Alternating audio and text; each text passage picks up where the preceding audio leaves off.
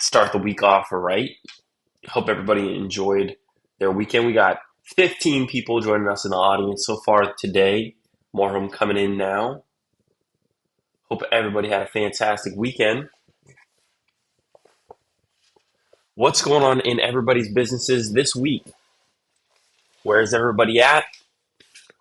Lonnie, we saw you last week come up here and almost close an individual. What is the update on that lead? Is it under contract yet? Love to talk about that. Love to get a follow-up. Let's bring you on up.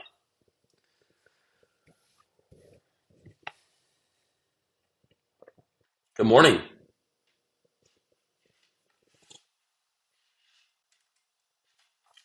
see here.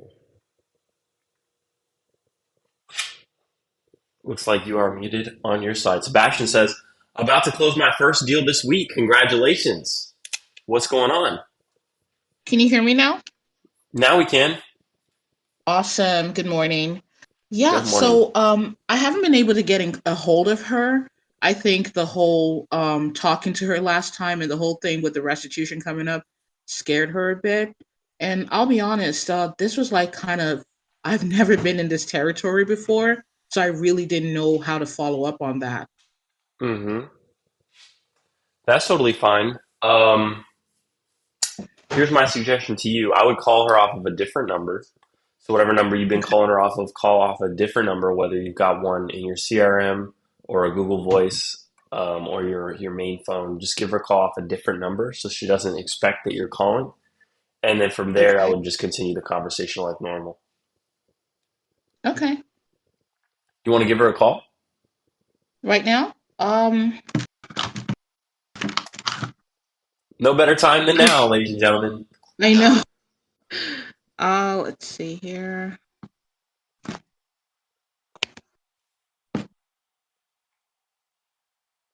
Alrighty.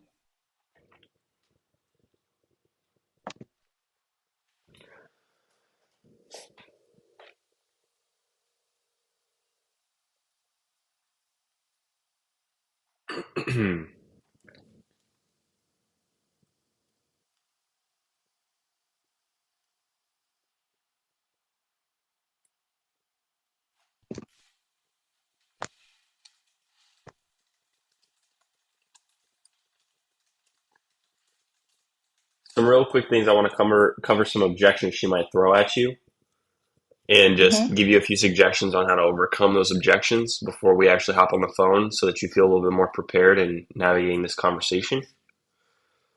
Um, Okay. she might still give you the objection that the restitution she didn't get a chance to get on with anybody or anything like that.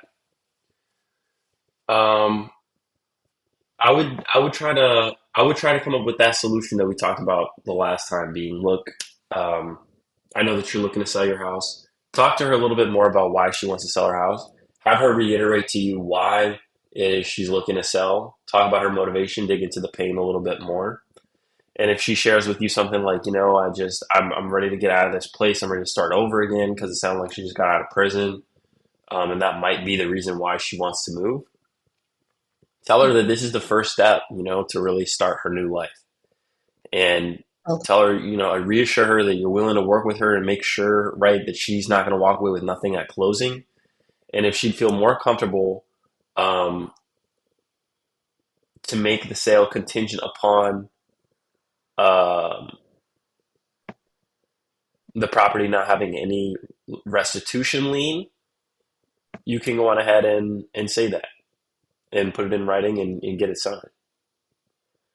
Okay, so meaning that Wait, if wait, there's wait. Hold on, hold on, hold on. Well, just remember, first of all, too, that her signing this agreement, this is not a valid contract with only her signature.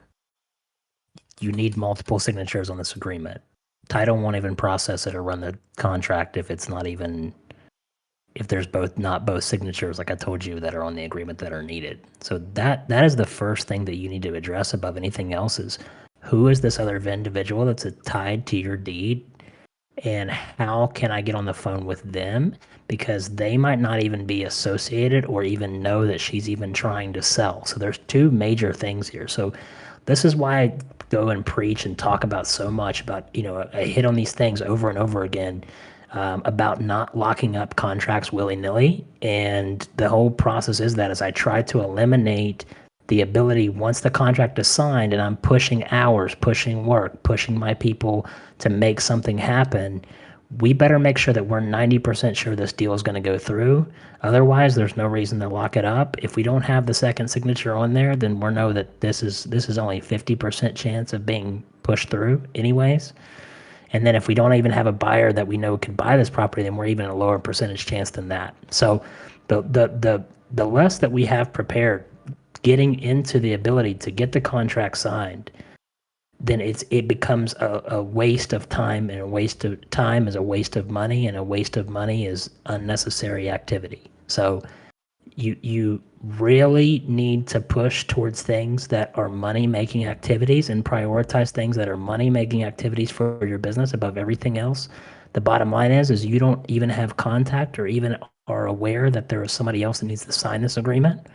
So if there is something that needs to be moved forward, I would either skip trace or try to get in touch with this other owner of the property to even see if they are aware or approving of the sale to begin with.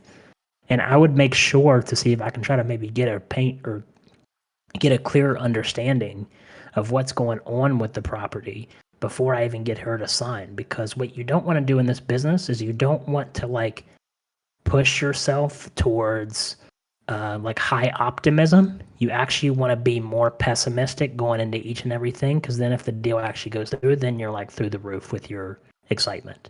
Versus like what kills a lot of people in this business is they get a contract signed and they think, oh man, I'm gonna make tens of thousands of dollars, and then the deal doesn't close and they get shot down and they get depressed, and then it happens on another deal, and then it happens on another deal. So what I like to do is I like to teach people that you want to go into everything, like what might prevent this deal from closing. Let's try to get that wrapped up. If we can't get that wrapped up, then we got to move on to the next thing, right? Or we put this in the pipeline to this is our last priority of the day. If I have extra time, I'll go give this girl a call to try to see if I can get this other person on the phone or try to see if I can get this thing signed.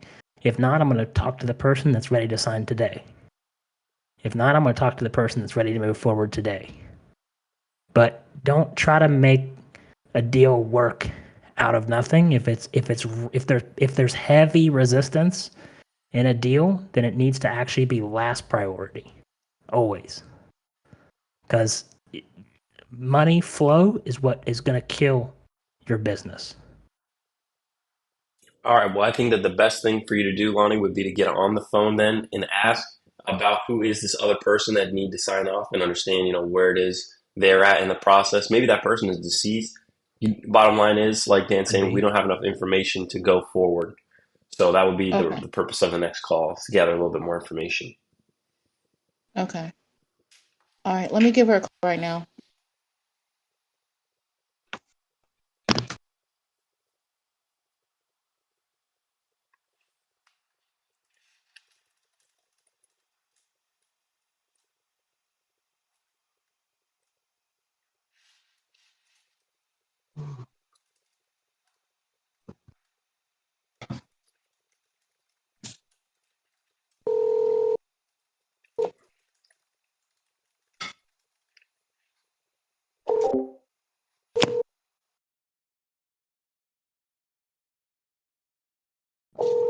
What's up? Your call has been forwarded.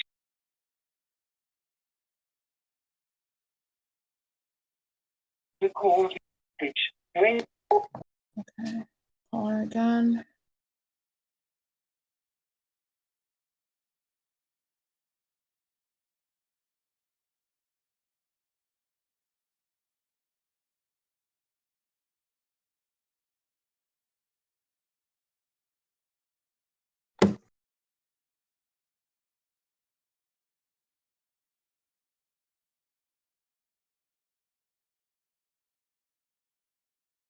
Your call has been forwarded to voicemail. The person you're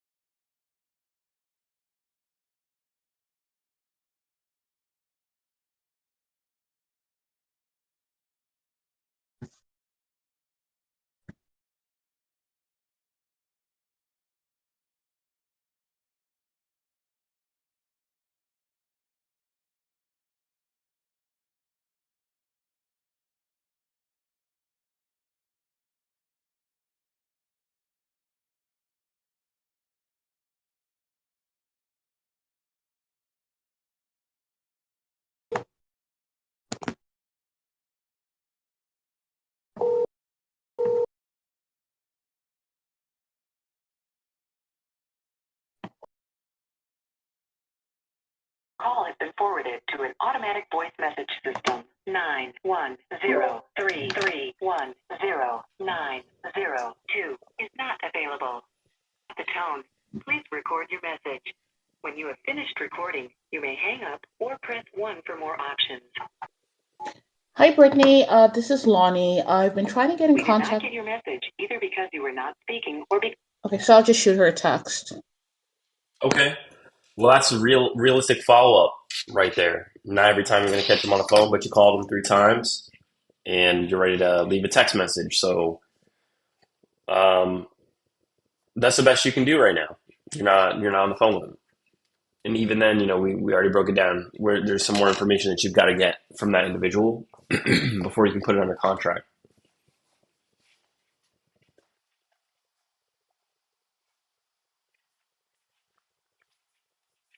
But this is what you got to do, ladies and gentlemen. Lonnie is a spitting example of the action that you need to take in order to close your next deal. Do you have an automated follow-up system, Lonnie?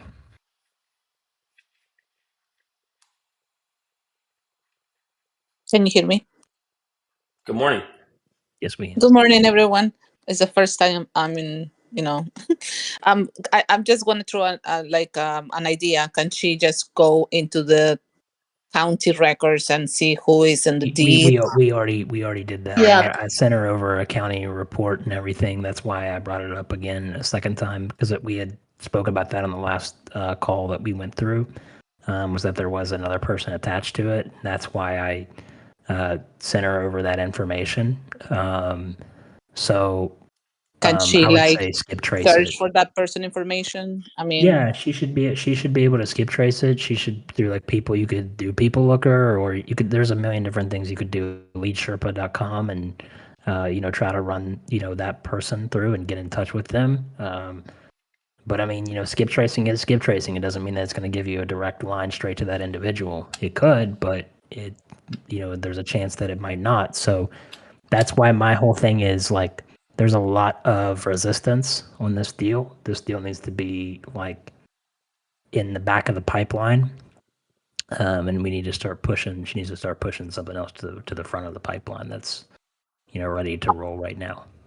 how much energy do you guys put in looking for someone?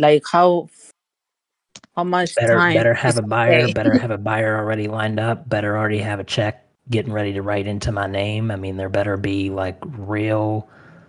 And it better be over $20,000. It really better be over, $20,000, and there better be a check in with my company's name on it by the buyer, EMD ready to be deposited, somebody who's really hungry for this deal.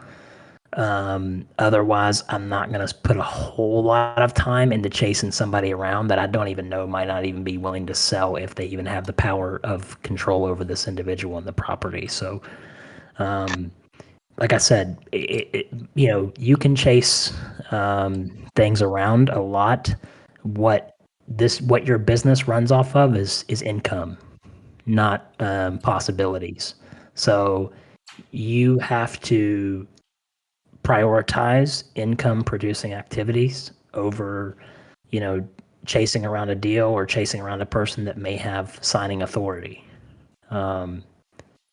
If the deal really becomes resistant heavy, you have to start slowly push the priority to the back of the chart.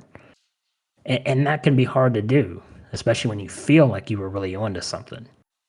But that's just why it's so important to prioritize the correct things in your business.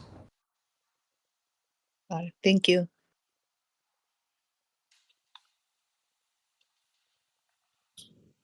Well, thank you, Dan. How I even came in contact with this lead was quite interesting. When I skip traced it, it was the dad I got a hold of, and he's like, "Oh yeah, that's my daughter's property, but I don't have her number. Here's her mother's number. Give her a call." I called the mom. I was having a bit of trouble getting in contact with her, but when I finally got in contact with her, she said, "Oh yeah, here's my daughter's number," and yeah, here we are. Right. So there's a whole lot there, right? There's a whole lot what you just broke down, right? The daughter wasn't the one that came to you, right? She wasn't the one that raised her hand saying that she wanted to sell. She's in a position where she probably needs to sell because of whatever, position that she's in financially, but in reality, does she really like want to move out? Does she really, is she in a position where it's her motivation speaking, or is someone kind of pushing her to try to maybe make that decision?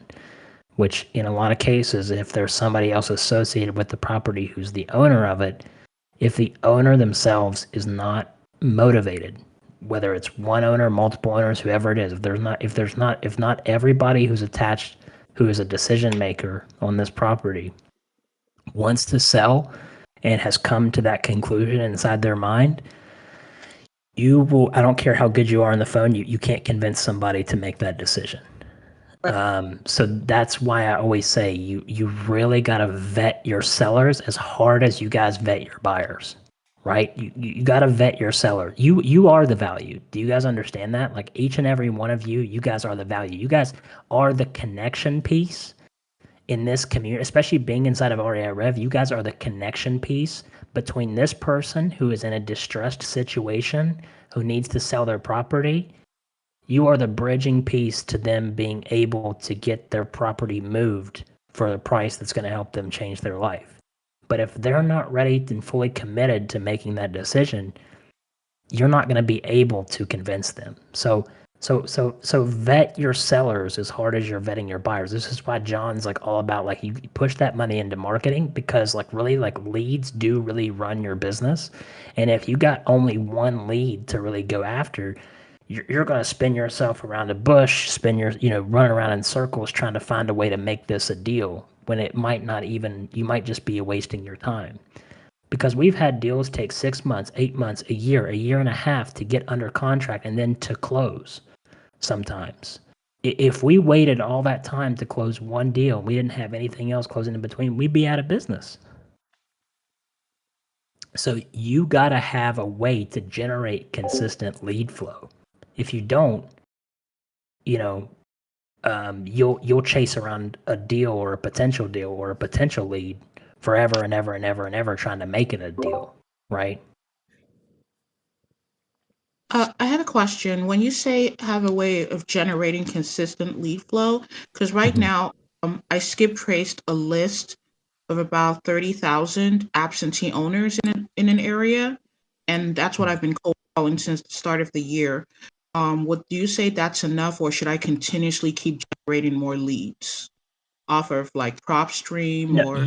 you can't ever stop generating leads. The moment your business runs out of leads or stops generating leads, you're now lost a month.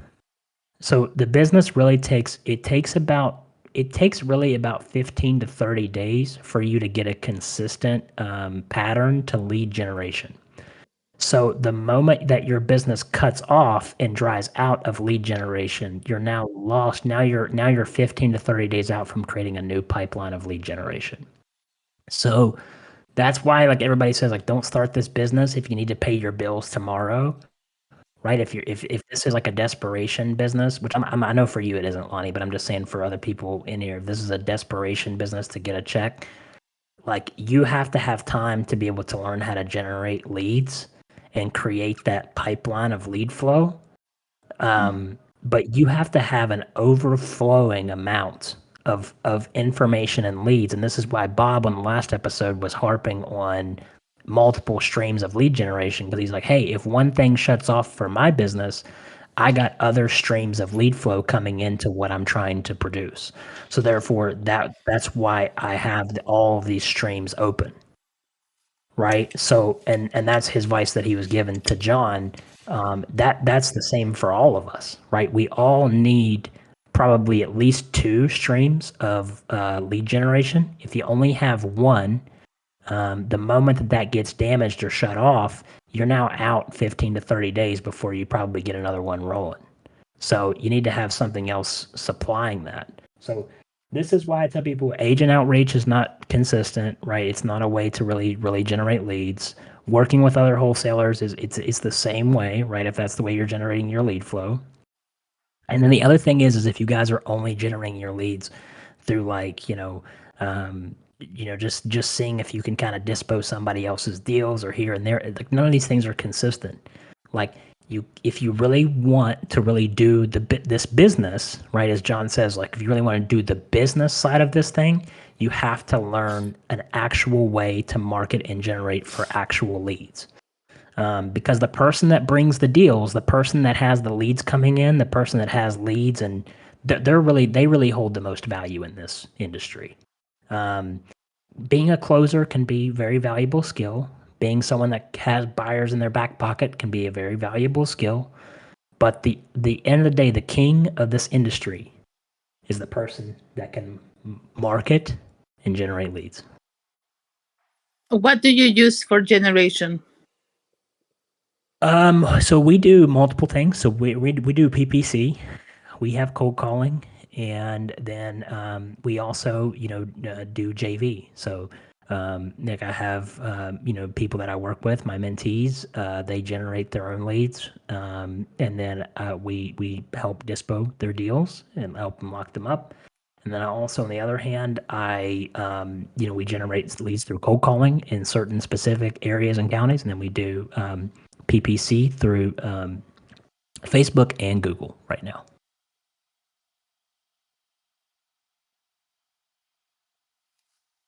I understand that you have like a team, right? For what I hear, you are very big. It's not very big. I did have like a too big of a team at one time, and we scaled back a little bit. For the new people, sometimes people don't understand how much money they need to have upfront to create these systems and processes and to set up their teams. What do you recommend for the people that are new? Should hire first, like a BA?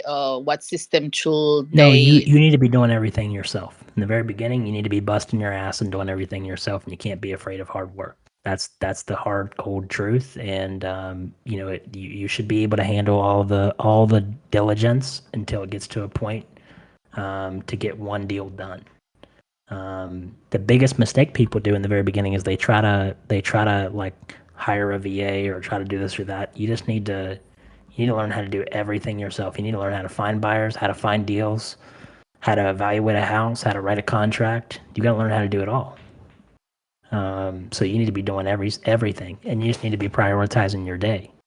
Eventually, you'll get to a point where you realize that your income is limited, right? In your ability to be able to create more deals, do more deals, make more income. You'll realize that your ability becomes limited because you're running out of time. And then when you hit that point, that's when you go, okay, now I got to hire some people. I got to change some things because I'm actually now limiting the amount of money that I can make simply because I'm running out of time. Got it. Thank you.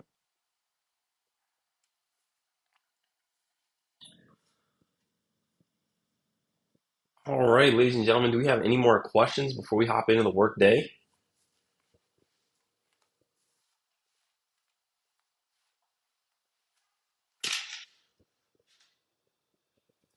Alan asks, pretend I'm a seller. How am I running into PPC ads? Yeah, you would be Googling something along those lines, like sell my house, house buyers in my area, sell my house fast, stuff like that. And if you're talking about Facebook ads, people with specific targeted interests get ads placed in front of them. And if they like your ad and are slightly motivated or interested in entertaining a conversation, they will typically fill out your form.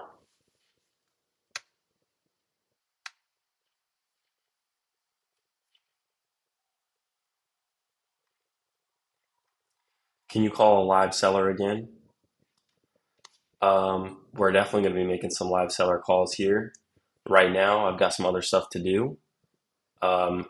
If you want to see me call live sellers, just go look at my Instagram. I got tons of videos calling sellers and talking to them, negotiating deals live, all for replay right there. All right, ladies and gentlemen, happy Monday. As per usual, this is the #1 most valuable real estate community in existence. If you haven't already, please consider inviting somebody you think would benefit from being in proximity with us. Follow us on Instagram at REI Revolution and send them that link, reirev.com. Thank you. Thank you. Have a great day, everybody.